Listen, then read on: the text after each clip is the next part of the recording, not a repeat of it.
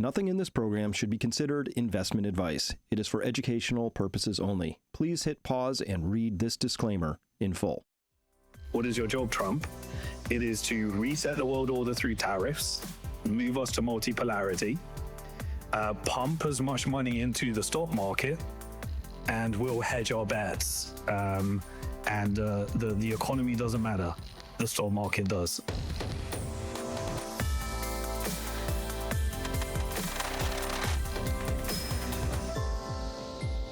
Ladies and gentlemen, as always today, we're going to start with the big picture. We're going to dial all the way out and then move back into the center. And today, we're talking with a true visionary who is charting an escape route via Bitcoin and decentralized finance. Today's guest is Simon Dixon. I've been looking forward to this podcast for a very long time. He is the CEO and co-founder of Bnk to the Future, revolutionary investment platform that's funneled an enormous amount of capital into fintech and crypto ventures since 2011. That puts it in context. He is the author of the groundbreaking 2012 book, Bnk to the Future, the very first to champion Bitcoin as a bulwark against fiscal meltdowns. And he's an ex-banker, has launched Bitcoin capital funds, rallied millions through crowdfunding for cutting-edge firms, emerged as a leading crusader against the rigged legacy system. You know, I'm all about that.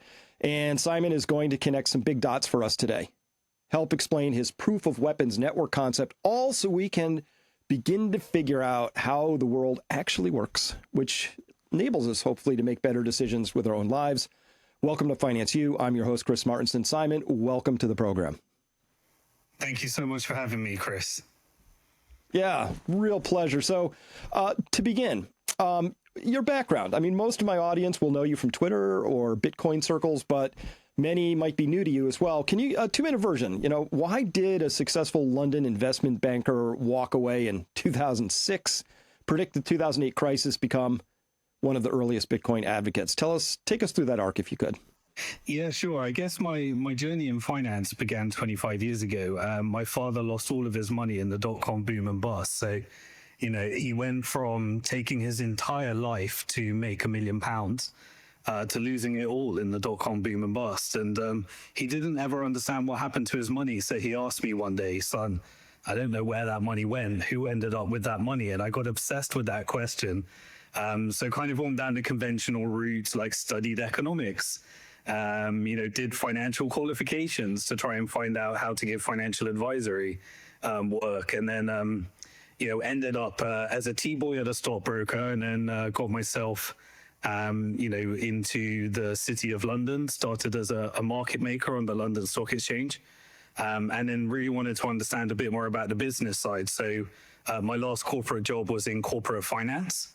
And on the side, I was just really studying monetary reform, read, books on how money really works, and realized that I'm just a cog in a wheel, but no one really fully understands the whole system. And so I decided that I would throw in the corporate towel in 2006 and set about giving lectures on monetary reform. Once I realized what the banking system, how it actually works, decided that I'd attempt to create a non-fractional reserve bank to kind of demonstrate how a sustainable bank might work. Hit many challenges and realized that it wasn't actually possible. If you want to engage in banking, you have to create digital currency every time you issue a loan. And if you wanted to do full reserves, you have to build it on top of somebody else's bank. So you do full reserve, but they do fractional reserves. And so, after failing at trying to create a bank, ended up being invited to the first Bitcoin conference, which was in Prague, when Bitcoin had crashed from $30 to $3. Realized that the only way to build outside the system was to actually build on top of an alternative currency. So at that moment, invested in Bitcoin at $3 and started, when Bitcoin did really well, I started supporting other companies that couldn't raise finance, and ended up investing in about 100 different companies that became multi-billion-dollar unicorns now, like Coinbase, Kraken, Circle, Bitstamp, Bitfinex, and many others. And just been on a 15-year journey of seeing Bitcoin come from an activist movement of us versus the banks with a few crazy people in a room to actually a $2.3 trillion market cap with the largest financial institutions in the world deciding that they need to embrace this sector. And so now I'm kind of at the stage where I'm trying to educate people. You know, Bitcoin treated me very well. So I just spend my time educating people on the original mission of what we set out to achieve, because now Wall Street wants to control Bitcoin as much as possible. So try to help people understand how to be sovereign outside the system and recognize some of the future trends now that we're moving to this world of Bitcoin, artificial intelligence, central bank digital currencies, and an Orwellian programmable nightmare. So that's my journey, and it brings me to where we are now. Fantastic summary. By the way, very similar journeys for us, except I didn't get into Bitcoin when I probably should have, obviously. So, but it was I was working in corporate finance for a while. Then I was a consultant, and then I lost all this. I didn't lose £1 million, but I got a big haircut in the .com bust. So it got me curious, and I started looking around, and I remember clearly what happened to me. It was 2004. I read Creature from Jekyll Island, and I said, whoa, hold up. I've got a PhD. I've got an MBA. Nobody ever taught me that, is this how money is made? So I had to go out and prove it wrong. And of course, it's all right. The banking system just makes money out of thin air. And it hop, skip, and a jump. And it led me to conclude that, this is a really elegant form of slavery when you look at it in a certain way, where somebody controls your life force with very little energy expended on their side, right, for the effort. Maybe that's a skip too far for a lot of folks, but you spend enough time in there, you go, hey, wait a minute. This is a scam, isn't it? Well, not only is it a scam, but it's a very well crafted and engineered Ponzi scheme. Every single fiat currency is created as a credit by a bank. The bank creates money every time they issue a loan, and then they charge interest on that loan. Now, when you go out into put it right back down into, if you create $1,000 by issuing a loan, somebody has to pay a 10% interest and repay $1,100. Where is the $100? Well, it needs to be created into existence by somebody else borrowing it. And so you end up, if you look at the British Empire, you started when the Bank of England was around. We need some money for war. The Bank of England was created, an elaborate accounting scheme that allowed for this double entry bookkeeping was created in order to get the government into debt. So the Bank of England got to create the pound. The government got to borrow it. They got the war machine, and then right up until the First World War, the British government were bankrupted. So the experiment was repeated again with a couple of central banks in America. Then finally they got the Federal Reserve, and now the Federal Reserve has taken the American government via a military-industrial complex from virtually no debt to $38 trillion, and that's by design. The central banking system is the privatization of a fiat currency, where there's not enough interest to repay the debt. And so therefore, the only thing that keeps the engine alive is refinancing the debt, whether that's an individual, a corporate debt, and then you get crony capitalism to get the cheap rates, while the average person pays payday loans and credit cards, 30-40% interest, and the corporate that has access can get 0% through quantitative easing or whatever it may be, and obviously get the government into debt, and then use the global finance system to get every government into debt until they keep buying the last treasury, until no one will buy a treasury, and then the system just goes and repeats itself in the next world order. Well, this is brilliant. So I want to, this is cutting to the chase of a lot of my life's work as well, which is this idea that, let me leave aside the moral dimension of how I think of fiat money. It has a math problem baked into it, which is in that interest component you mentioned, that little hitch step. It's just a feature of the system, not a bug, a feature. It's going to constantly be growing exponentially, right? Because we're compounding interest on top of interest. And if it doesn't get more credit in enough to satisfy the prior interest, the whole thing goes kaput. So Since 1971, when we abandoned the gold standard, we've been compounding our debts in the United States, not just federal, but across the whole system, at about 9% a year. And our economy is growing at 3% a year. We have a math problem. The claims, all that debt is now spiking and it's piling up. And I think this is not wonky. This is perfect setup for understanding why I think we're going to a new system of world control or organization. Because this old model, you don't have to be a math genius. It's got a math flaw and it's going to break sooner or later. Yeah, you got it exactly right. Those are the key things. If you take the growth rate and you take the average interest rate, and as long as that growth rate is outperforming that average interest rate, then you can keep the Ponzi going. But when the average interest rate is above the growth rate, you have a problem. And so now we've hit a stage where we're at the end of what I consider to be the US debt cycle. And because the economy is so K-shaped, as the term comes, where the rich are getting richer, the poor are getting poorer, there are those that have access are on the right side of the debt. It's their asset. And there are those where they are the assets because they're in debt.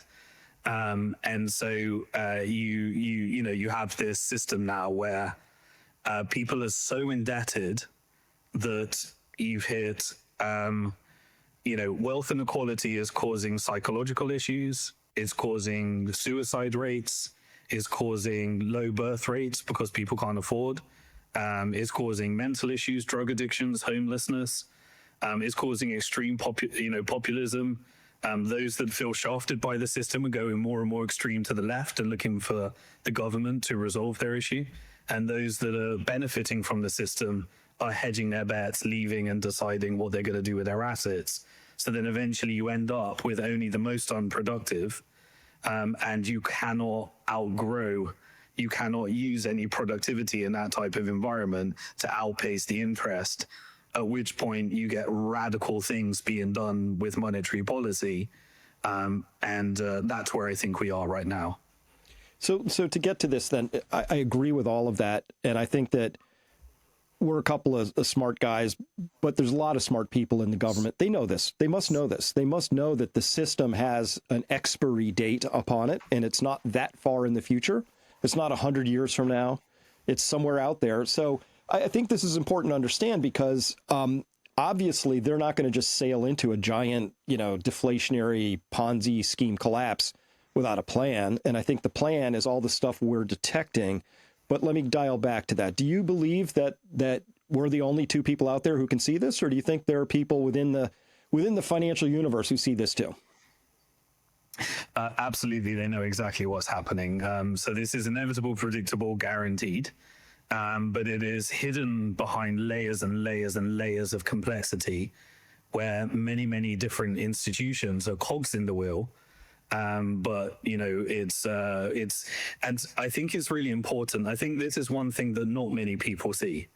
And you talked about a phrase that I coined called proof of weapons. It's a strange phrase. But it comes from Bitcoin because Bitcoin's backed by energy and they call it proof of work. So it's a decentralized supercomputer that powers the network that enforces this fixed supply and the ability for you to own your own money without a bank and send it, without government permission. And so they came up with this phrase, Satoshi used this phrase, or it hit him this phrase, proof of work.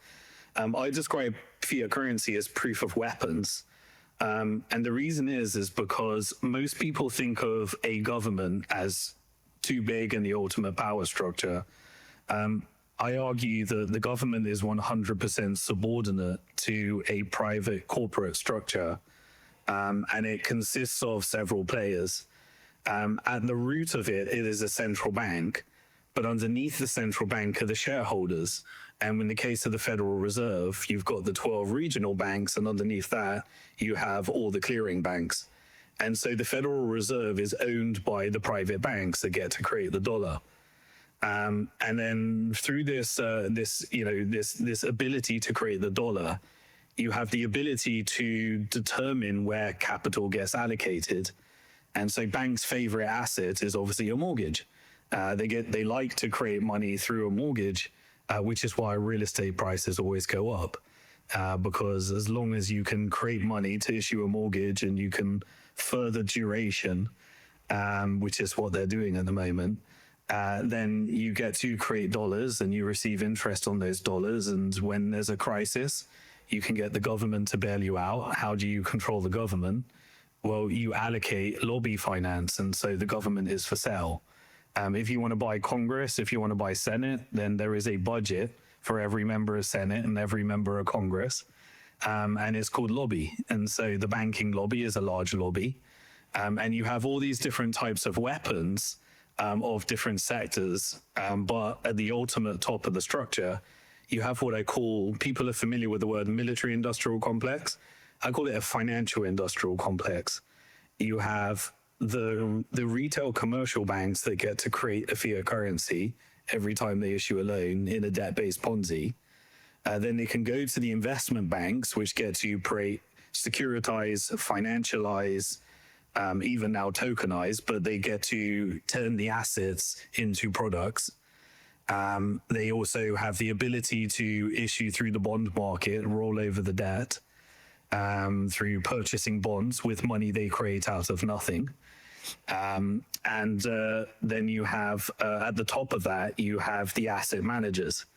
And the asset managers basically created these different types of schemes where you would give all your pension money every month, all of your insurance premiums every month, all of your student loans through endowments, all of your credit card financing, and they would use the investment bank to structure them into mortgage-backed securities, all these different types of products. And then you would have the ability to control and influence every stock by taking all of these passive investments. People can't be bothered to find the complexity of how to invest in a few companies, so they invest in the S&P 500.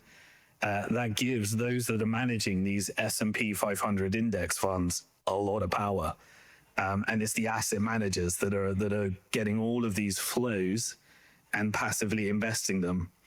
So now you have the asset management industry.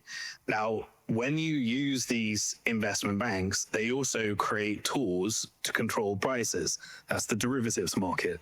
Mm-hmm. And so by creating options, futures, and various other financial weapons of mass destruction, they have the ability to use that vast capital, utilize it via a network of hedge funds in the asset management industry, and do all sorts of elaborate things to manipulate prices.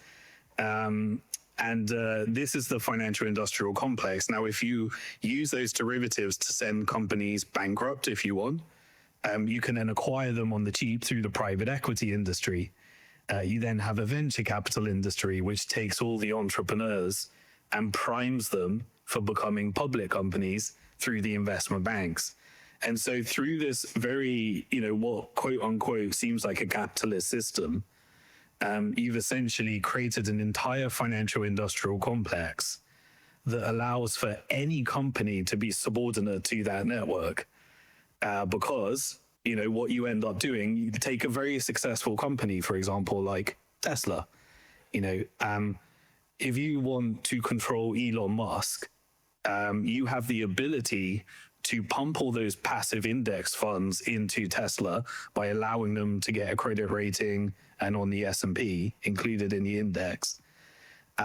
You also have some of the most successful money managers like BlackRock. They have technology like Aladdin, where basically all of the different money managers uses their data. And so by controlling those datas, you get to allocate capital flows with all of these different money managers. Now, the interesting thing is when you look at what technology do the Treasury use when they're allocating things like stimulus checks and quantity, and various other checks. Well, they use BlackRock's technology. Then you look at what does the Federal Reserve use? Well, the Federal Reserve uses BlackRock's technology in much of their monetary policy. So now you've got an asset manager that has access to all the voting rights on all the shares. All of these different banks and institutions, the financial industrial complex, are all public companies. And so BlackRock, via your pension, gets a board seat on all the companies. gets passive flows to be the largest shareholder so they can influence vote, and via their network of investment banks, and they get to decide whether you get access to capital. And so if you comply with the network, you get access to capital, you get preferential treatment. So if Elon Musk decides to comply with the network, he can take his Tesla stock, borrow against it, and now Elon Musk is subordinate to the network. If they want to ruin his net worth, they can knock him off the network by using some derivatives to manipulate the share price, which should then knock them off the S&P 500 so they don't get access to index. They don't get access to the money printing because the fiscal policy and monetary policy is being managed via the same network. And you can essentially create a subordinate power structure. And so when you look at what are the most important companies, well, you have a military industrial complex, which is all the military companies. They're all public. They're all subordinate to the same structure. They get access to all the Pentagon budgets. So the government can print $1 trillion, allocate it to military companies. They have access to intelligence agencies, what we would call the deep state.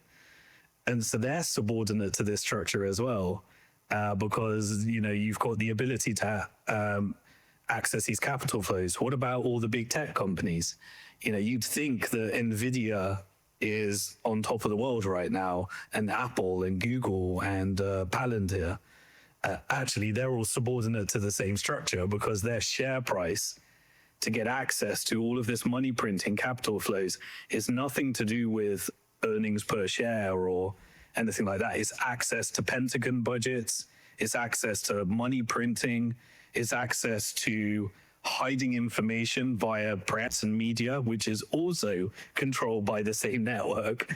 And so now you can actually even control the algorithms of, TikTok, X, all of these different technical industrial complex.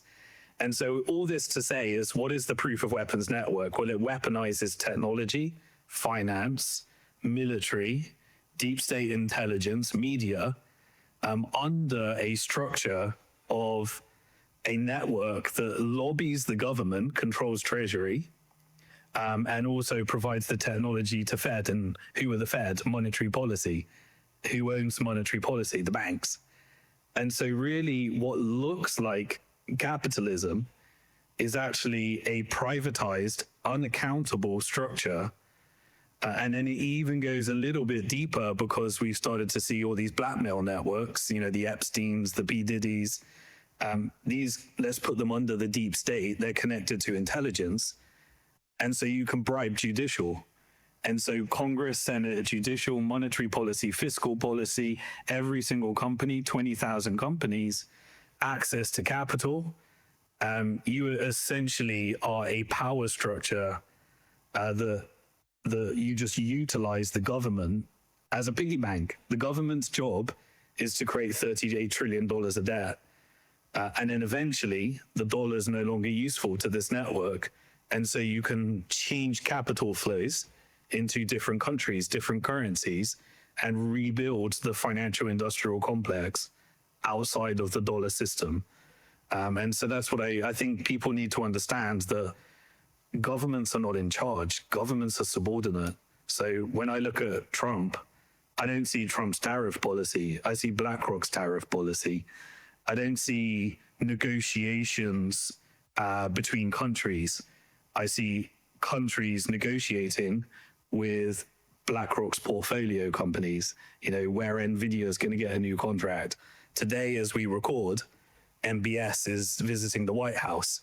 They're renegotiating the petrodollar, and who's on top of those negotiations? It's the financial industrial complex that's co-investing with the Gulf sovereign wealth, and Trump is an administrator to fulfill those negotiations, and then just put narrative on top. This is to make America great again. And sorry, I went very deep there, but that helps you understand this network that is mainly controlled by large financial players.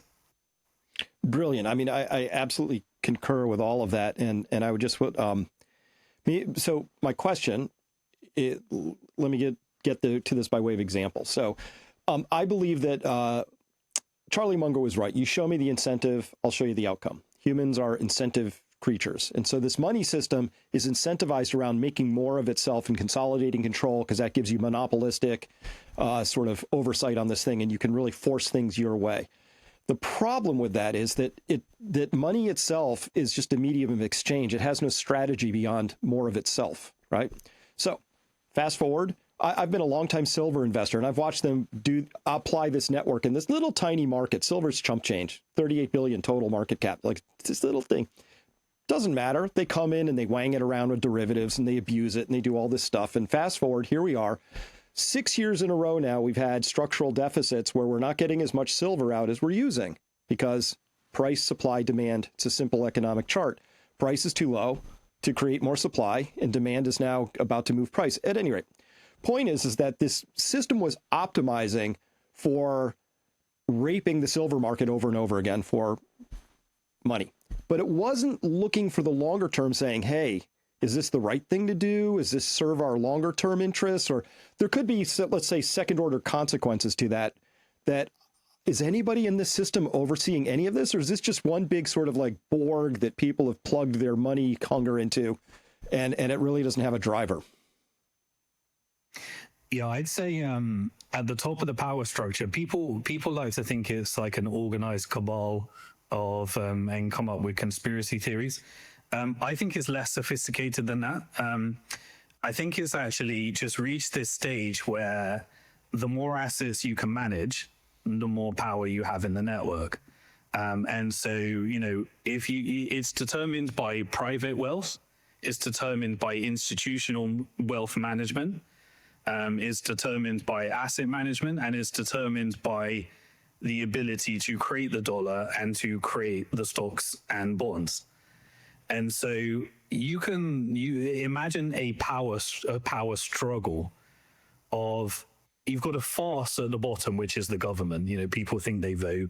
The network decides who the president is, and right. And they have full ability to do that. And if you go against that grain, you can either be knocked down with a weapon, you can either be bribed, blackmailed, or assassinated at the extreme. And they have the ability to do all of the above. And so there is no power structure that's taking on this system because the system's too big. But who's at the very top of that structure? Well, it's just determined by assets under management, really. And it used to be private banking families. Way back in the day, you'd have very organized private wealth. For example, when the Federal Reserve was created, the governor was one of the Warburgs. The Warburgs were also one of the brothers. One was a governor of the Federal Reserve. The other was a governor of the Reichsbank, and the Reichsbank was connected to later the Bank for International Settlements, and they funded, the Nazi Germany. Through this network, Wall Street also funded the Bolshevik Revolution and the overthrow of the Russian Tsar, and replaced it with the Soviet Union. So the same families originally were funding fake capitalism with the Federal Reserve, fascism with Nazi Germany, and communism and through the Soviet Union. And so they hedge every position, and they would bet whichever ideology maintains is still the same finance houses. But over time, they became public.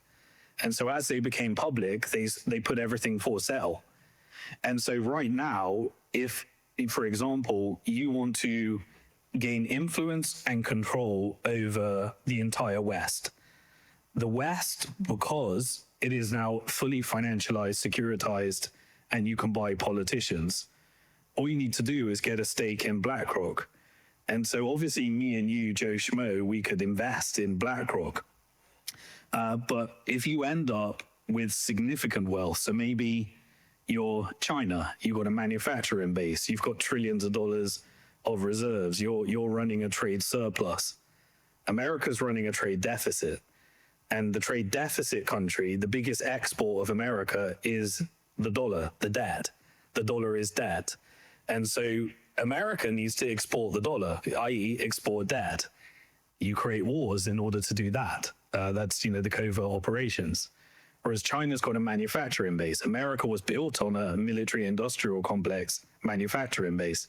But over time, it sold it. It financialized it. It securitized it. And so China ended up with the cheap labor and building that manufacturing base. So if you've got surplus and you've got sovereign wealth, which some countries do, some in Europe, like Norway, have it.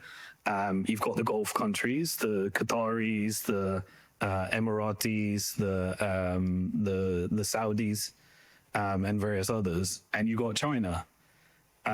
So if you want to buy America and influence over America, you just buy BlackRock, State Street, and Vanguard. Now Vanguard's private, but if you look at the largest shareholder, and you think about this, the largest shareholder in BlackRock, it is actually the Q80 Sovereign Wealth Fund. And so you can influence the entire geopolitics and through buying BlackRock. Now, what is BlackRock? Originally, you could have thought of the military industrial complex was nationalistic. It was aligned with America. There was an old phrase, what's good for General Motors is good for America. But these are now global institutions. And so when they're analyzing their spreadsheets, they're just looking at not nationalistic America first, European first, UK first. They're thinking about, how do I maximize profits? How do I hedge? And how do I profit from any scenario? And so you can profit from creating a war, hedge if it goes wrong, profit from reconstruction contracts, build the financial weapons of mass destruction to subordinate countries. And this is what they do. Their goal is to turn everything into an asset and own the asset. And so you can influence wealth. And so that's why I believe we're moving to a multipolar world, because BlackRock is essentially co-investing with the Gulf states in every deal. And all the money from the Gulf states is coming from China's manufacturing, who's buying the oil off the Gulf states. So then if Saudi, for example, says, well, the last 60 years were about the petrodollar, but America is now competing with us. They're energy independent. They're an exporter of oil and gas. What are we going to do? Who's giving us all our money now? It's China. So China's our customer. And what are we going to do with our excess money? Well, we're going to buy America. We're going to buy OpenAI. We're going to buy BlackRock shares. We're going to buy all of the artificial intelligence. And then we're going to use our influence to be able to negotiate nuclear energy, data centers, artificial intelligence. And we want that in the Middle East. We'll be better at that. And so now the chessboard can be reset. We're no longer subordinate to America. It's going through decolonization process. The important customer is China. And so that's where we are today. And so the whole point here is that you kind of look at China defended against with capital controls and never having a corporate structure that could go above the government. So they've protected themselves from that. But America is now controlled by that structure. And that structure is hosted in America with no America first agenda. So they don't care what happens to America as long as they have the capital markets. And so now you've got this divergence. The economy's going to shit, the stock market's doing really well. And the government is doing fiscal dominance, is printing to prop up the stock market. And that really summarizes where we are. And the Trump administration has a job. What is your job, Trump? It is to reset the world order through tariffs, move us to multipolarity, pump as much money into the stock market, and we'll hedge our bets. The economy doesn't matter. The stock market does.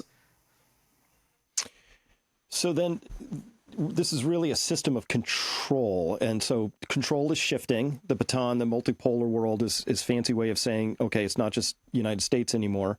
I got a host of questions around that. The first would be, I sort of have the impression that maybe Putin was a little bit of a thorn in the side of that model for two reasons. First, when he took over, he kicked all the billionaires out, right? The oligarchs, we call them. Sorry, oligarchs. You have to use the politically correct U.S. term. we have billionaires, they have oligarchs, right? So he kicked them out, and because he said, I think he got them to the table and said, we can do this easy way, hard way. I'd rather do it the easy way. They said, nah, we think we can crush you. They lost. And then I've heard recently, like the EU leadership, odious as it is, like Kallas saying, oh, it's our goal to sort of split Russia up into a bunch of states and, basically harvest their resources. It feels to me like Putin's not playing their game, and that explains the deep hatred. Because it's not the hatred of actual people. It's what this network you're talking about has decided. This guy he's not doing how we want him to do it. So we're going to make people hate him. That's kind of how it's felt to me. I'd agree with that. And digging into that a little bit, the first thing to realize is that there is no such thing as media or reporting. There's only propaganda. And so whenever you read media, for example, if I read the Financial Times, I don't see an accurate assessment of reality. I say, this is what the proof of weapons, the financial industrial complex wants you to do with your money. And so through articles, they push out narratives, and then it goes through alternative media and traditional media, and then that reallocates capital flows. If you're watching Al Jazeera, that's what Qatar wants you to believe. If you're reading Axios, that's what Israel wants you to believe. If you're watching Fox, and CNN, that's what both sides of the Uni Party want you to believe through two different narratives. And so there is no such thing as journalism. There is just propaganda. And what we found out, for example, when Elon came in with the Department of Government Efficiency, there was a lot that AI revealed that probably wasn't meant to come out. I'm not sure whether it was, or maybe it strategically was meant to come out because maybe they're weakening the dollar. And all I see right now is operations to make it where you don't want to invest in America anymore and weaken the dollar. That's what everything's, Trump is an agent of chaos, and I believe he works for the banks and the financial industrial complex. But anyway, you could see the USAID was funding into the BBC and Ukrainian media in order to push out a narrative. And the narrative was Putin is Hitler. Whether you like him or not, that's not what I'm saying. I'm just saying how things are. What did Putin do? You quite rightly articulated that we had the fall of the Soviet Union. We then had the neoliberal installation of Western central banks, Western debt markets, and those that were connected in the Soviet Union system became the oligarchs. And so Putin came along and said, no, we're going to nationalize our resources, make it where people don't have to pay as much tax by having a national oil. We'll still have our military industrial complex. But anyone that's trying to take our strategic resources and financialize them and put them into the West, and those oligarchs that are facilitating that, he arrested them, chucked them out, and wouldn't allow for that agenda. He had a nationalistic identity. And so the media machine then says, right, you are Hitler, and let's make you Hitler. Now, what's interesting is when I look at, you obviously have, right, we are defending democracy. What does defending democracy mean? Yeah. It means you have a narrative that justifies the money that is being printed through the Federal Reserve to go back into the military industrial complex. Now, if you want the Bank of England to print money and the ECB to print money, then you use NATO. And so through the deep state, you have the military companies that need the money. They want you to print ECB. They want those euros to come back into the US stock market. And what is the benefit of this? Well, you can subordinate Europe to the proof of weapons network. So it's not America. It's America is the host country for the network. So the financial industrial complex uses the military industrial complex in order to agitate wars, uses its intelligence in order to overthrow government. So it installed, did the colored revolution in Ukraine in 2014. Mm-hmm. It then did another series of operations later to blow up Nord Stream pipeline. switch off the gas to Germany. Now, what was the European Union? Well, it was a project from the Bank for International Settlements to subordinate through one single currency all of Europe. And so if you can get all of Europe to go onto one currency, then you can control that currency. And so they created the European Central Bank and the European Union. Now you have European Central Bank as a piggy bank to the network. And so essentially, what did they do? Well, what is Europe? Europe is big Germany. Germany was the military-industrial complex of the Nazi regime that then installed a Western German central bank that then facilitated the transition to the European Central Bank via the Bank for International Settlements. And so you have Germany, which had a manufacturing base. It requires cheap gas and in order to facilitate that. And that was really the backbone of Europe. Everything else went into, it was like big Germany, and that was really important for holding up Europe. So if BlackRock comes along and says, let's radicalize the world. And by the way, when I say things like this, I don't mean it's not true. Like, I don't know what your opinion is on climate change, but you can radicalize people if it's true or if it's not. You can either have a covert operation to push research out into the universities and then indoctrinate through, publishing different papers, or it could be true and you utilize it and weaponize it, and both happen. So climate change radicalized people into getting $1 trillion of European Central Bank and Bank of England money, switching off nuclear energy, losing access to the gas through sanctions, and at the same time getting them to invest trillions into renewable energy projects that were only ever going to succeed in China. But BlackRock got all of that money in their portfolio companies. And so through the war, through agitating a war in Ukraine with Russia, and implementing sanctions from Europe and America, the proof of weapons network subordinated and destroyed Europe. And now the private equity companies are buying it all up on the Jeep. They're getting all their rare earth deals via Trump. They're getting a NATO narrative of, hey, why don't you take 5% of your budget and put it into US stocks, which is, the military-industrial complex. We'll install Keir Starmer, Macron, Merz, Carney in Canada. These are all the chosen leaders of the proof of weapons network. And all Keir Starmer's job is to do is you become a battering ram for the public, but create narrative of why you can send all this money to Ukraine, and then it comes back into purchasing weapons, and there's a bunch of deep state, corrupt operations in the middle that siphon off much of the money. But the West just becomes a narrative for justifying what's actually happening. And the reality is, when I look at Ukraine right now, Russia went from a 22% debt to GDP to a 9% debt to GDP in this time. The narrative is that the economy is about to collapse. They're propped up by the relationship with China, and they've created, this BRICS corridor that you can't defeat. And so really, Ukraine's over, sadly, and this proof of weapons network via the deep state and the military-industrial complex installed Zelensky, and Zelensky is sacrificing to the last Ukrainian. Ukraine's over. Like, Russia's going to own it. There's no way out of that.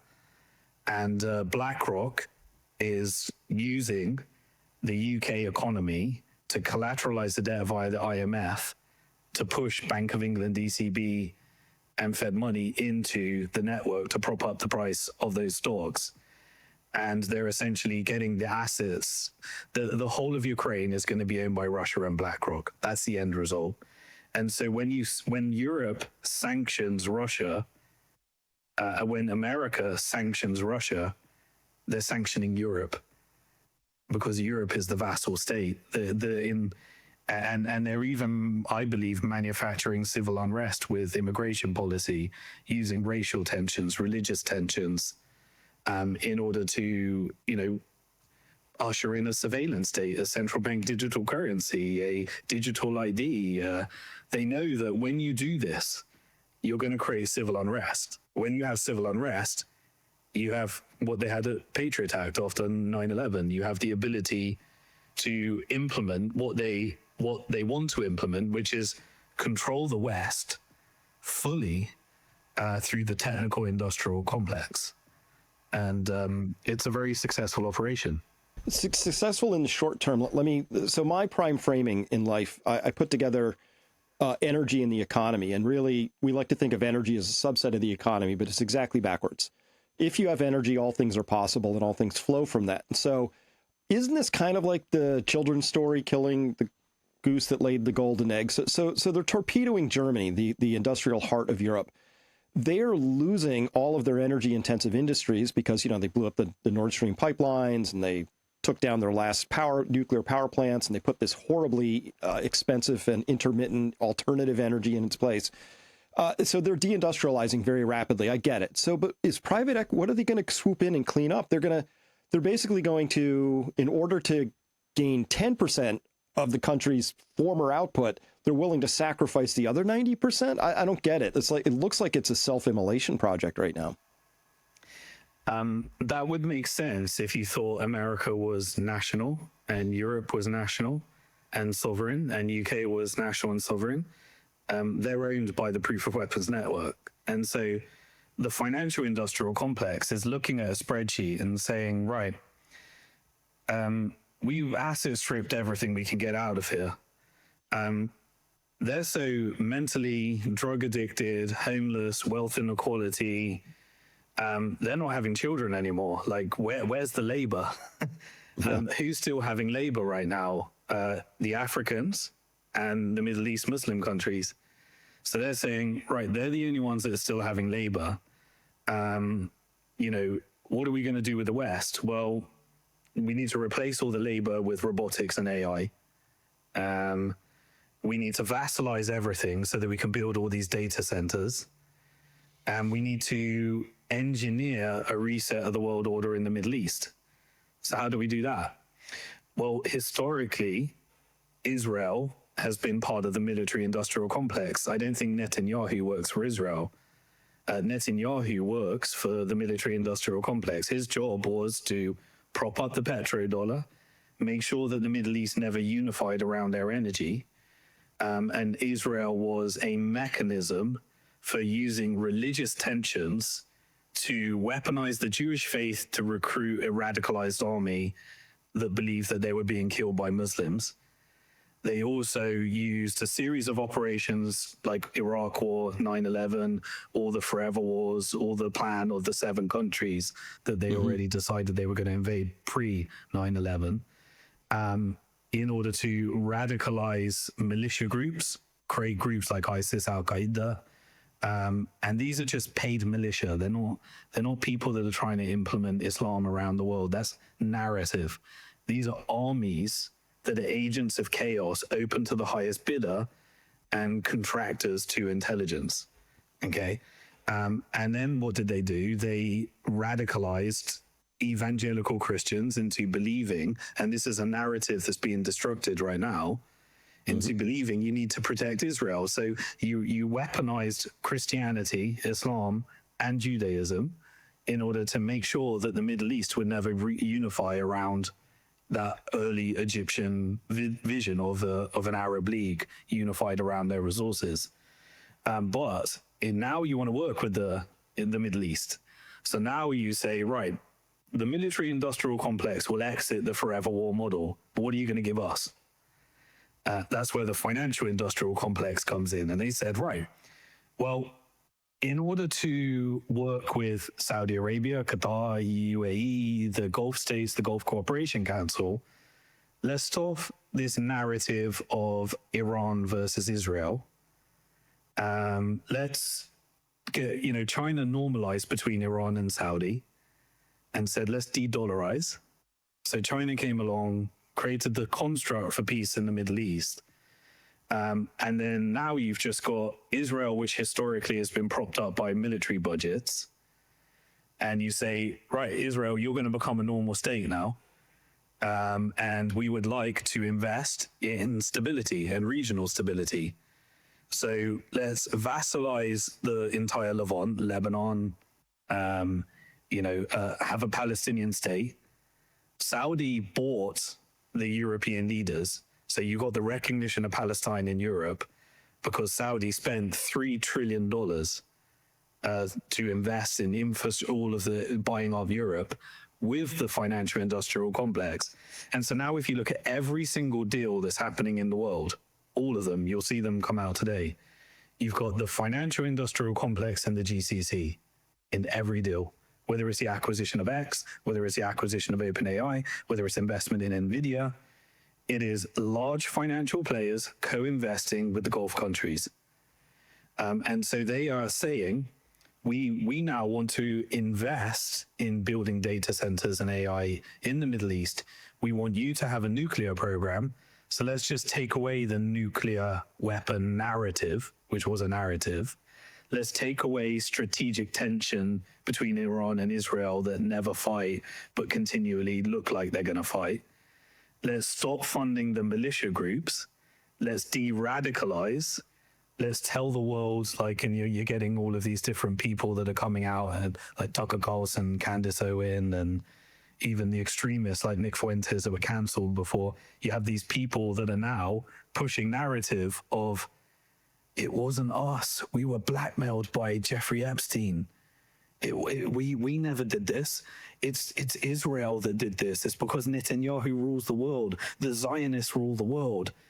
And we're the ethical Americans that got fooled by these radicals, and they're even pushing out.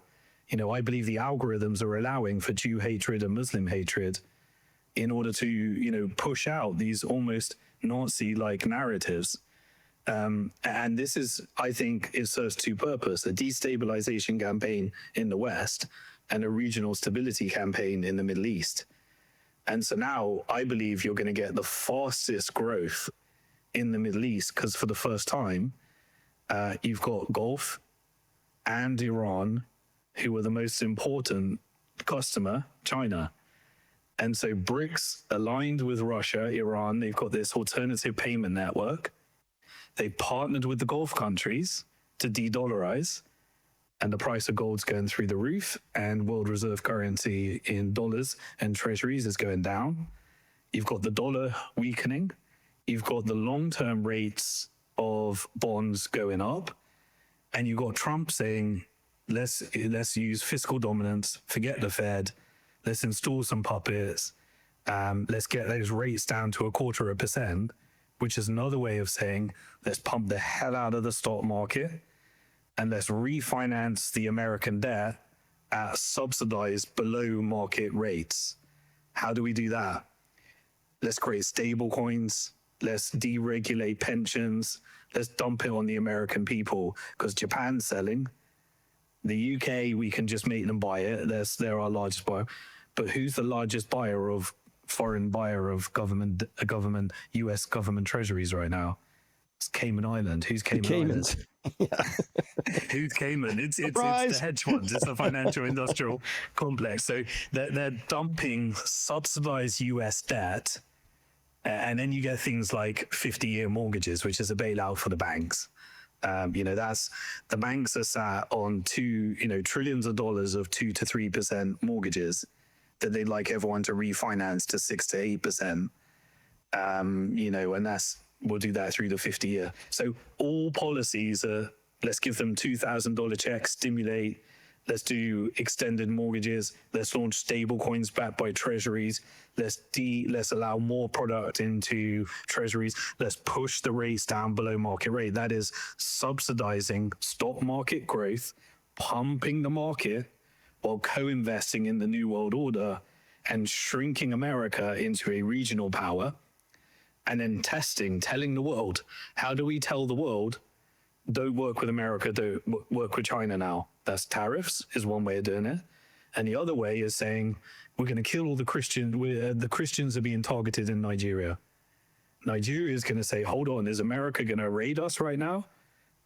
We better start working with China. We better start working with Russia. We better start putting our alternative defense contracts.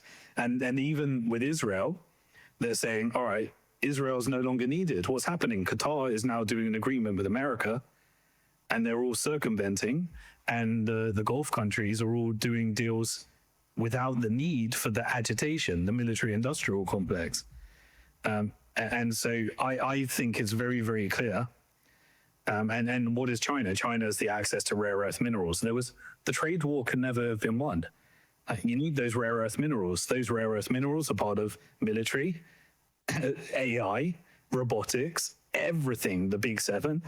And what is Africa? Africa is China's territory now, is the Gulf countries. The Gulf. So we have really transitioned to a multipolar world. And Saudi went from 100% petrodollar to 70% petrodollar and 30% petro yuan. And now China's got, they don't have their own oil and gas, but they bought the largest reserves. And so they can control energy prices as well, even though they don't produce them. So you're quite right. Wherever energy goes, the economy flows. Mm-hmm. It's the spice in the story. So if I could paraphrase, though, it kind of sounds like this network has like locusts coming in as a plague. It's kind of asset stripped everything it kind of can out of the U.S. and the West generally, which I'll include Europe in that.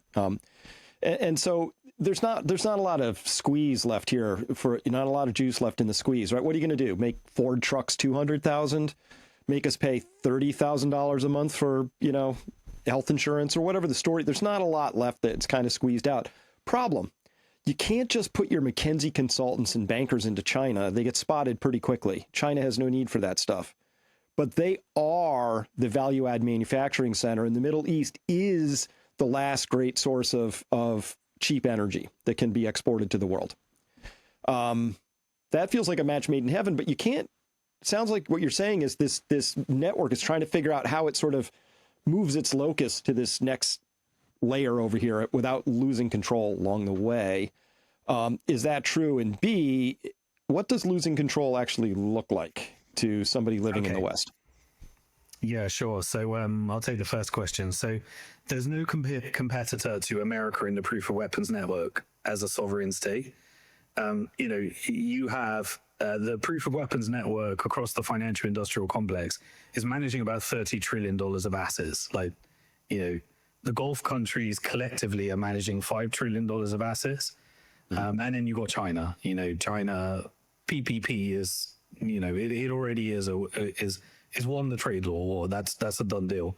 But nobody competes with, America is still very strong. It's a regional power, it's got a lot for it. But its influence cannot exert influence beyond the region now. You can capture Latin and South America, hence the Venezuela stuff. You figure out, is that China's, is that ours? And you got a few little battles. So there was that Pakistan and India little tuffle. Pakistan is essentially historically a vassal for US and IMF, but now China comes along with Belt and Road, and Pakistan's sat in the middle. Are you China or are you America? Is kind of that battle. And so the proof of weapons network is saying, right, where's our weak points? Who can we target to vassalize and infiltrate the regional powers? Firstly, the reason this is happening is because the American or proof of weapons network strategy, or the military, was always divide and conquer. That was always the strat. Domination through no competition. That was always the strategy. Now, what the world has figured out is they said, right, well, alone and divided, we're pretty shit. But unified as a regional bloc, we're powerful. And so you had BRICS, you had GCC, the Gulf Cooperation Council. You had ASEAN, which is the Southeast Asian and Asian exporters driven countries. And then you had the SCO, which is the Shanghai Cooperation organization. And so they organized into blocks, and they started strategically deciding where is our strength. So in the Gulf countries, they said, Turkey, Egypt, you've got strong military, but you're subordinate to NATO and IMF in case of Egypt. But together as the Gulf countries, we can all partner with China and BRICS. And so BRICS partnered with GCC, the SCO partnered with ASEAN, and these regional blocks became a real competing power with 75% of the world's GDP. And so I think the proof of weapons network said, what's the weak points in each one? And so they looked at BRICS and said, India. India has a neoliberal, they're a rising power. They have a population that can compete with China. We have a great, we have, many immigrants that are through, pushing money back into the country. And they said, we can use a neoliberal strategy. So let's agitate some covert operations between Pakistan and India and see how vassalized we can get them, see how much deals we can get done. And then they said, what about the GCC? Well, let's go for UAE. They seem to be the most Western aligned. And so recently you saw a big media blitz on Sudan. That's because that's a GCC territorial battle. Saudi and Egypt are back in one side, UAE's back in the other. So why don't we put some media attention on UAE's role in the humanitarian crisis in Sudan? And so you see these games where they push out media narrative in order to get deals on their terms. Now, to me, this is an acceleration of peace, but under the financial industrial complex's terms.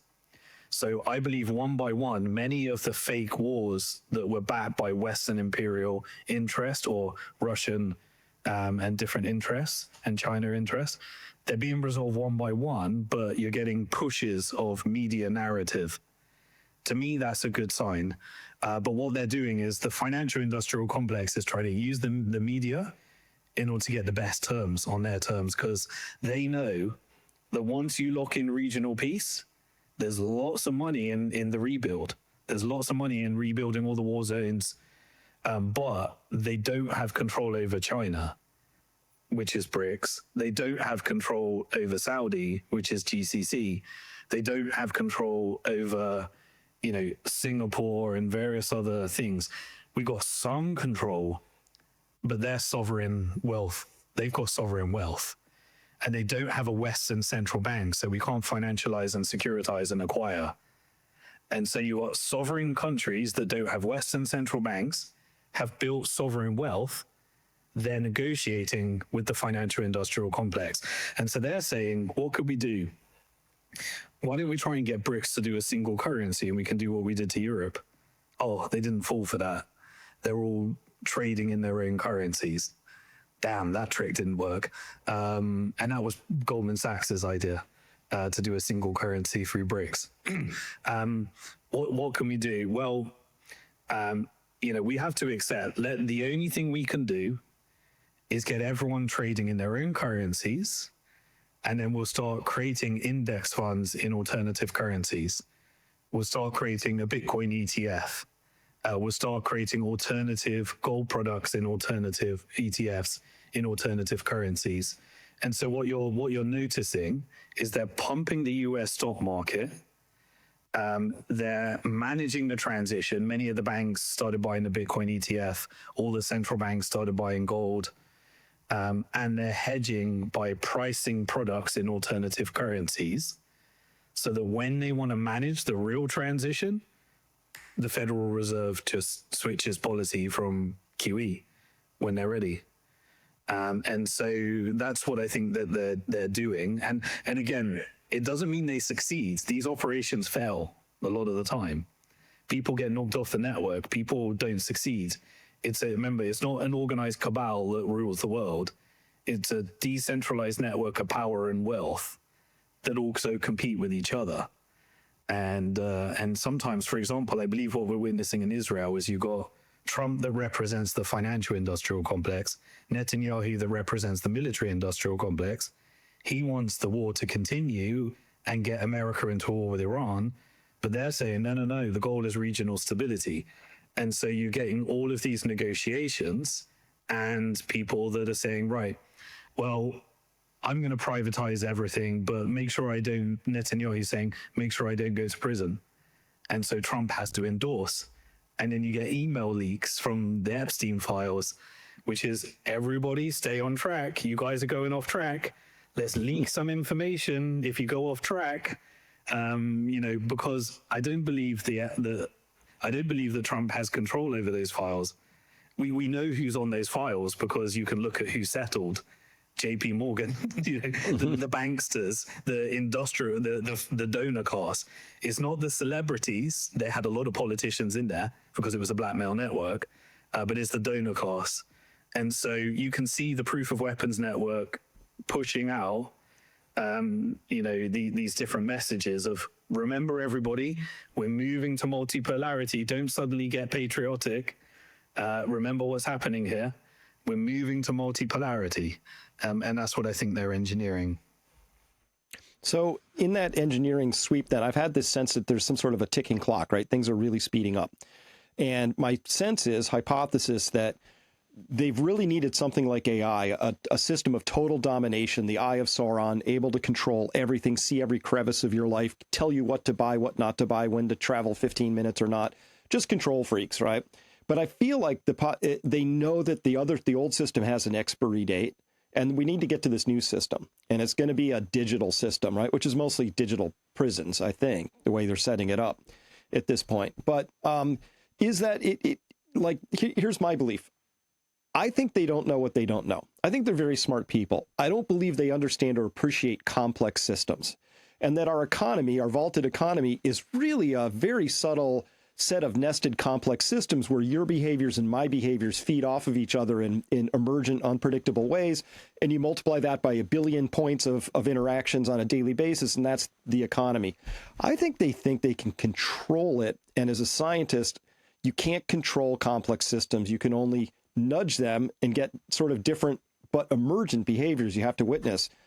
I think they can lock this thing down and get what they want. What do you think of that idea? I agree. And I think they have an exit strategy and a control strategy. And so the idea is, let's control what we can control. But the minute this shit gets out of control, I know where I'm going to be. Everyone else can deal with it. So that's what I think we're witnessing right now.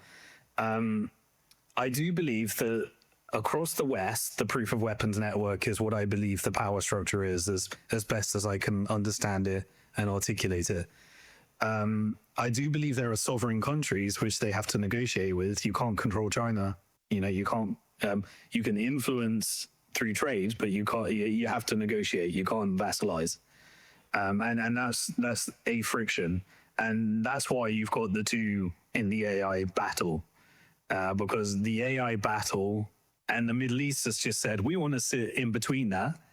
And we want to provide the energy, nuclear energy, and we'd like the data centers here, please. And we just want to sit between you in a tax-neutral jurisdiction between China and, between BRICS and the regional West, the proof of weapons network. And they want to sit in the middle with those capital flows. And so you do things like stable coins. And if you look at the West is being split up into... So the proof of weapons network wants private or public, corporate control. That's what America is. So America is the host of subordinating all the governments to corporate control. But you want the governments underneath it to be just fully controlled by the European Central Bank, the Bank of England. And so what do you do in Europe? You do a central bank digital currency. In UK, you do a central bank digital currency. That requires civil unrest in order to scare people into signing up to a digital ID. And so you have to manufacture civil unrest in those areas. In the end, we're going to do the same in America, but we're going to use a stable coin. Why a stable coin? A stable coin is a privatized version of a central bank digital currency. They don't want to hand over control to the government. They want governments to be vassals to corporates. And so everything goes up to those stable coins, and those stable coins are backed by fiscal dominance and the US debt. And so that's their strategy of vassalizing the entire West into a stable coin so they can dump all of the US debt and the below market rate treasuries on the West. So they're the bag holders because the foreigners aren't buying them anymore. In the meantime, that takes us into a world of uncertainty because this labor force isn't productive here. We need to tell the Americans that we're rebuilding our manufacturing base. We can push down rates by saying unemployment data means that we don't care about inflation because the Fed's got the twin mandate, inflation and unemployment. We can use employment as a mechanism for getting those rates down while the data inflation is rampant, but let's move it to structural manipulated 3% rather than 2%.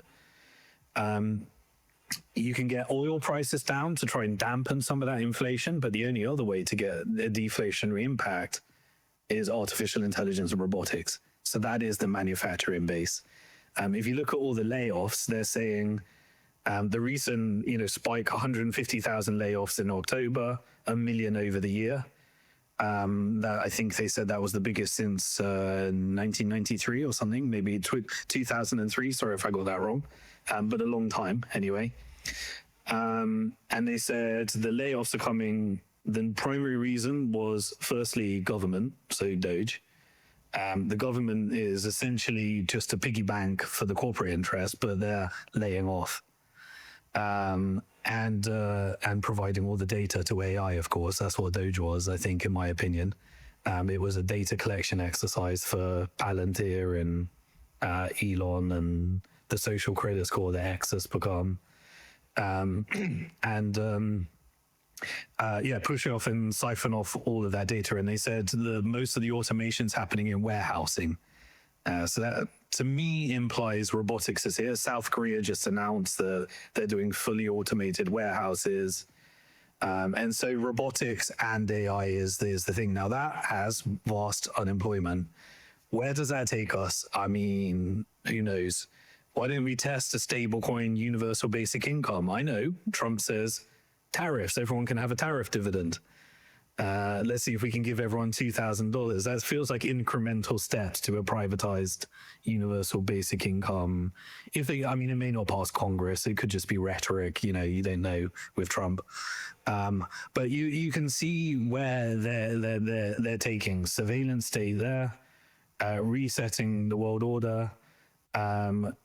But I'm sadly just think the West doesn't return from this. You've got, I personally believe that the tactics that the West used via the British and American Empire on Asia, on the Middle East, on the global South, on Africa are being used and they're coming home. And so the colored revolutions, the civil unrest, the overthrow, the weaponization of religious tensions, racial tensions, I see all of that, those tactics that I saw around the world coming home. And so the rich get richer, the poor get poorer. You end up on a universal basic income, or you end up with all the assets. And the way to manage this is to, in a fiscal dominance environment, I believe, is to own scarce assets and the right stocks. And so you either co-invest with BlackRock, they manage your offshore exposure, and most of the stock markets right now are outperforming the S&P. The S&P looks really strong, but it's only because it's priced in a devaluing currency. If you price it in gold, it's going down. Bitcoin's had a bit of a hard time this year, but if you price it in Bitcoin, it's in a bear market. Real estate, stocks, all of them are in bear market in Bitcoin and gold if you price it over the last decade or so. You need to own scarce assets to ride it. That's the gold story. And I think real estate will be pumped. Obviously, that's a generalized statement. Location matters. You understand, whatever. Or you own the stocks and get the exposure, which is international. You got to see outside of America right now. And you're seeing that the stocks are just becoming the big 10 tech companies with some resources, and everything else is struggling. Like mergers and acquisitions of the private sector, businesses are going bankrupt. Mergers and acquisitions are rampant and through the roof. And now we've got a $5 trillion company called NVIDIA. Why is that? It's because it's the AI data center. So the stock market is no longer a function of revenue, profits, earnings per share. It's a function of geopolitically strategic importance to the proof of weapons network. They'll never let NVIDIA go because NVIDIA is going to be building these data centers and giving it its leverage. When they're negotiating with the Gulf countries, they're negotiating with NVIDIA. When they're negotiating with China, they're negotiating with semiconductor chips. Well, that's fascinating. Again, let me put my resource hat on for a second. Even the EIA in the United States, which is the Energy Information Agency under the DOE, has said, look, the shale basins are about played out. They're going to start peaking now by 2027. That's it. Off they go. Right. And that's it. That's the end of the shale story. And it doesn't run out, but I mean, it's not an engine of oil growth anymore. Similarly, we have a lot of natural gas, but we are LNG terminaling it so fast, plus the data centers, which, by the way, nobody can give me an honest, accurate accounting at the national level of how many are actually going in. Even states don't know necessarily how many are going in. Right. It's kind of vague, right? So it's got this feeling to me like it's an existential emergency. I know them when I smell them, right? Suddenly Bill Gates is no longer about climate change. He suddenly thinks maybe it's not as important as we thought, because obviously he's going to make a lot of money off a data center, so changes his tune, that kind of guy.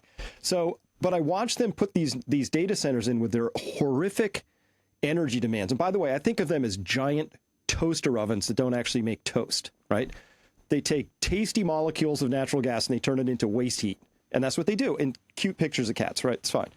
But I look at this and it's just such a pell-mell thing. This is the easiest thing for me to see.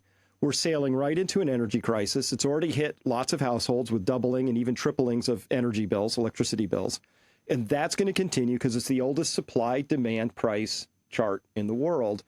And again, Simon, I don't get the sense that if somebody has a plan, man, they are keeping it hidden really well from me. Yeah, I mean, China has been, so again, climate change narrative was more like a substitute. Okay, we're going to hit peak energy and therefore we need to replace it with renewable energy. Now I don't think it's a substitute anymore. I think it's an addition. It's every type of energy, every way possible. Nuclear energy, renewable energy, LNG, oil, every energy. The demand for energy in every form goes through the roof because this is just an energy guzzler. And I think the amount of investment, there's trillions of dollars in investment that needs to be placed into all of these different forms of energy. Nothing stops this train, and that's where a lot of the fiscal dominance is going to happen. I just see there's energy for everything is where it goes. And how do you constrict people? Well, carbon credits, tokenize it, make people compete in the market for their energy. And so that's part of the whole stablecoin, social credit score, carbon credit score, and that's the sad thing. The people don't matter in this plan. The only countries that are saying, let's take our money and reinvest it in our people are the sovereign ones. It's the Gulf countries, it's the Chinese, it's the Russians. America doesn't care about the Americans. The UK doesn't care about the Brits. The Europeans don't care about, the EC, the European Union doesn't care about the Europeans. These are just assets. And so everything is about data centers, water, and energy. And we're going to AI and robotics, and nothing stops that train. I can't see anything that stops that train. And I think they're thinking about every form of energy in order to power this thing. and China's been buying all the oil, all the gas, all the investment in renewable energy, all the nuclear programs. And this is why Middle East needs regional stability. They're saying we can't mess around with wars anymore. We need this energy. Absolutely. So let's talk about exit strategies then. So we hinted at it before. I had a two-part question. Part two was really like, well, what if they fumble the ball, right? And you said, well, they have their exit strategies. My exit strategy is I'm talking to you from my home studio, and right outside these walls, I got cows, I got chickens, I got a spring, I got like a little farm, right? So part of my strategy. I sit in gold, I sit in silver, I sit in hard assets. I'm clearly investing in this energy stuff that's coming forward. That's what I'm doing. But let's talk. What can people listening to this? They see all this big stuff going on. Obviously, there's elephants dancing. We're all just mice in the field. What do the mice do? Yeah, I mean, I think it moves back. So in the case of the West, if you're in America, I believe it becomes all about community. I think what people need to do is pretend that the government's not going to look after you. Mm-hmm. There is no healthcare. There is no, anything. There is no universal basic income, and start with that and say, what am I going to do to look after myself? Mm-hmm. Well, the first thing is, it's interesting, right? Across America and the West, you find all these little communities of cult leaders, and they seem to create these neutral cults of people that all look after each other and look after the community. Why not do that without the cult? Does there need to be a cult leader? Why can't people just look after each other and bowl by and various other things? So I think people need to get used to that if they're not wealthy already. I personally believe in the next 5 years, we're going to have 200 years of change. Just imagine, I could be wrong, but I think there's 200 years of change. I think in 5 years, we probably don't recognize what this AI experiment does. I don't know. I really don't know. But I do know that I want to own my own assets, whether that be gold or personally I like Bitcoin because it's easier to self-custody. It comes with a higher risk to gold. And I think people just need to, everything should be about thinking about how to be sovereign in every way possible. And build your community, build your followers, build your little communities that you bowl by. Get to know, if you don't know your neighbors, now's the time to build relationships with neighbors. I don't think people should be living in cities in this transition. I think you should be thinking about, the things that you've been talking about. I think the cities are going to be the hardest hit. Right now you need to be, everyone's so deep in debt that this might just be silly advice, but the obvious advice, spend less than you earn, save the difference in a hard asset. And that asset needs to outperform the proof of weapons network. And that's how you increase your wealth, because everyone else is either going to be looked after by the government or looked after by you working with your community. So the government may look after you, but I'd be preparing for how the community look after each other. And I don't know what else to say, but I do believe that I reckon you got 5 years to figure this stuff out, because I don't know what the world looks like after 5 years. And that's what I think everyone needs to think about now. And we could be exaggerating, we could be wrong, but if you prepare for the next 5 years as if this was true, you'll be better prepared for whatever the next 10 years gives us. So I think we've just hit crunch point, and I think the world can look around and they can see, look, we're not, the West is not looking healthy. Like, everything is looking strange. We're treating each other, it's getting more and more populist. People are talking about militias and revolutions, and revolution is part of their plan, by the way. That's how you get the surveillance state. They don't care if you have a revolution. That's okay. They figured out what they do with a revolution. You need to build your wealth. You need to build your community. And I do leave with, there is a greater power structure. This artificial intelligence may be the very same thing that messes them up as well. We don't know. But I have a spiritual belief that there is a higher power, which is God. And God has a plan, and We need to figure out what that means in terms of our connection. I'm not here to preach you. It comes in all sorts of different forms, spiritual, different religions.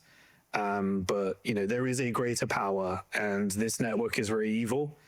And I do believe that God has a plan for evil. And I don't think evil prevails. So do with that as you would. Your spiritual connection, your community connection, and build your wealth in neutral assets. Perfectly said. I honestly couldn't have said it better myself, and I've been studying this for decades. That's right where I came to as well, and all the way down to this idea that evil has exposed itself, and once I saw it, I couldn't unsee it, and it's just there. It's a force, and history, if you get your history from the Bible, says we've been here before. This is a great pendulum of humanity. We lose the plot from time to time. And obviously a country that's allowed itself to slip to a point where 1 in 30 children is developing autism when it can't protect its own children has entirely lost the plot, right? As one indicator, right? I have many indicators, but just to say, fractally speaking, I don't need more than that one indicator to say, lost the plot. And we know what happens next in that story. It's been termed wrath in the past. And sometimes that wrath is just the outcome of making really bad decisions. And sometimes it might be something more divine. I don't know. But I think it does get hard for a while. So I would echo that everybody should be thinking about becoming more resilient. And that's emotionally, spiritually, financially. You want to have skills, right? Absolutely. You want to have, obviously, assets. A lot of people, Simon, I say prepare, and they think bullets, beans, and bunkers, right? That's fine, but that's just one component. That's material wealth. There's all these other forms of wealth you really should be building up right now, but chief among those is your emotional resilience, which begins with me not allowing these stupid AI algorithms to control my emotional state and to feed me all that propaganda you've been talking about. It's really important. Keep an equal, calm head. Yeah, I agree. The algorithm that you're being fed right now is designed to make you hate people. Depending on which side of the algorithm is, you either hate Muslims, you hate Jews, you hate Democrats, you hate Republicans, white men, whatever. You're a white nationalist. It's the immigrants, it's the blacks, it's whatever. Your algorithm is feeding you the content to push your hatred. That is very, very deliberate. You got to become very conscious of that, because that is a psychological operation that is happening. And I really love that you said children, because I completely agree with that. I feel like if there's one thing that we universally agree on, that we should be protecting our children. Whatever color or religion that child is, we inherently understand that is an innocent to be protected, to be nurtured. And when we're using children, and there is sexual pedophilia rings, there is children being blown up in wars, there is, the weaponization of children, and we're not even having children, there's something wrong. And I think that's a really good way of saying, no, this doesn't last, because I think if we've lost the ability to protect and have children, then we've gone off the plot, and we need to return to that. How do we look after our children, whatever religion, race, or creed they may be? We can all agree we should be protecting our innocent children, and if we're not doing that, we need to figure out how to do that again. Well, absolutely. And when we do discover that, say, people at the FDA or CDC had purposely hidden harmful trial results so that they could continue to do whatever, sell more, whatever, for pharma, I honestly think those people need to be held to account in the highest possible way, and we need to have real consequences. So if I was going to run for president, I'd have one plank, and everybody could try and ask me anything they want about anything, and I'd come right back to my plank, which is consequences. They're not just for little people anymore. That would be the whole thing. I agree. Because again, and we're poisoning our children. We're injecting our children. There's something up here. We need to remind ourselves what we were brought on this earth to do, and it's not what we're currently doing. Correct. Well, Simon, what an amazing conversation. And obviously we could go a lot longer, but I'm going to call it there. Where can people find you and follow your work? So I'm very active on X. So you can follow me at Simon Dixon Twit, TWITT, from when it was Twitter. I go live on YouTube. Just look up my name, and I have a weekly show called Bitcoin Hard Talk. It says Bitcoin because that's where I came from. But what I do is I go through following the money in Bitcoin and crypto and tech. I do This Week in Macro, and I do This Week in Geopolitics. So in order to make sure I'm staying up to date with everything that's happening every week, I have to report it to everyone on a Friday. So I do these marathon shows every Friday, mainly to keep myself up to date and you can benefit from me following the money. And then I publish everything on my blog, simondixon.com. I'm very fortunate that I've managed to exit my business. Bitcoin gave me a level of financial independence I never thought was possible. And so I'm kind of in that stage of life of where I like to give back with no sponsorship, no monetization. And I'm just trying to build a community of people that are going to be able to look after each other a bit better. Oh, that's absolutely wonderful. And it's very clear. It's obvious that you have no financial conflicts of interest. You're willing to say what sounds to me like the truth, right? Which is just, here are the facts, here's how the pattern fits. And you don't have to worry about sponsors yelling at you. So that sort of comes through loud and clear. So thank you so much for doing that. Thank you for your time today. And I wish you all the best, and let's stay in contact. Yeah, absolutely. Chris, I really enjoyed the conversation. Really appreciate your work. I think you're doing a very valuable thing, and educating people on how to navigate this, I think is what we should be doing. So I'd love to come back at any time, and appreciate you having me. Thank you, Chris.